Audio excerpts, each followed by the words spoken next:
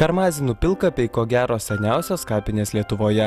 Taisyklingai supilti kalneliai liudija. Čia mūsų protėviai savo artimuosius laidojo prieš 1500 metų. Čia yra bene didžiausias pilkapynas rytų Lietuvoje, užimantis beveik 10 hektarų. Jame per 140 pilkapių, kapų ir 3 iš jų po archeologinių kasinėjimų buvo atkurti ir dabar mes matome juos tokius, kaip jie iš tiesų atrodė tada anksčiau seniau. Karmazinų pilkapius prieš 150 metų atrado, o vėliau ištyrinėjo grafas Konstantinas Tiškevičius. Po žemės klodais atsivėrė tikros senovės paslaptys. Pilkapis tai yra dažniausiai šeimos kapas.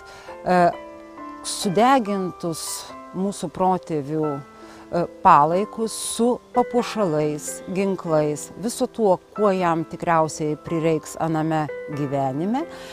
Būdavo tiesiog jie čia atnešami, kokios apeigos vyko, niekas dabar nepasakys, atnešami ir užkasami šitame smėlio kalnelyje.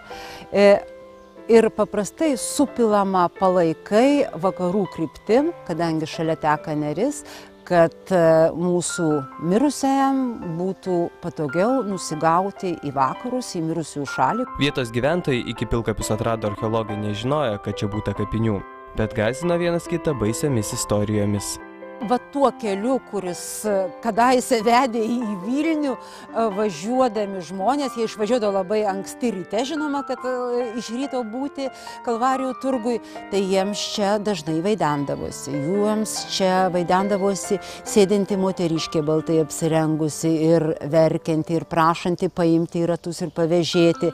Sako, kad arklius kažkas tai iškinkydavo per griovą einant ir prašydavosi pavėžėti. Tačiau Karmazinų pilkapiai tik pradžia to, ką siūlo Neries regioninis parkas. Vos už kelių šimtų metrų atsiveria stulbinantys gražuolės Neries peizažai. Karmazinų visas šitas pažintinis takas turi, kaip sakant, vinis tokias.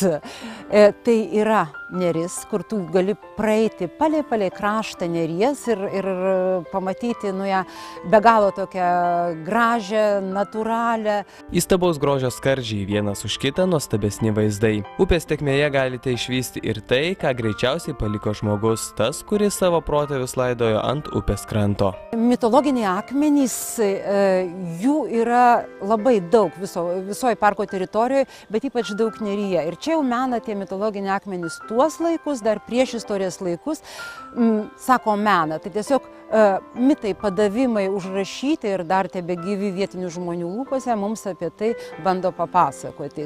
Ką mes tikėjome, kaip gyvenome dar prieš istorijos laikais.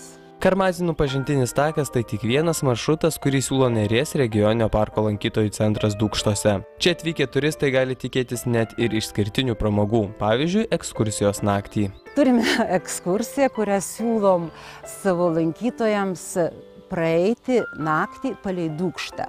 Yra Dūkštos pažintinis takas ir pernai tą ekskursiją išbandė, tiesa jau vėlai rudenį, Čiurlionio meno mokyklos mokinukai ir jiems labai patiko įspūdžiai, manau, išliks jiems ilgai. Kadangi mes ten ir bridom per šniokščiančią Dūkštą ir buvo naktis, ir buvo baisu, bet kuo daugiau netikėtumų, tuo matyti yra labiau įstringa į atmintį.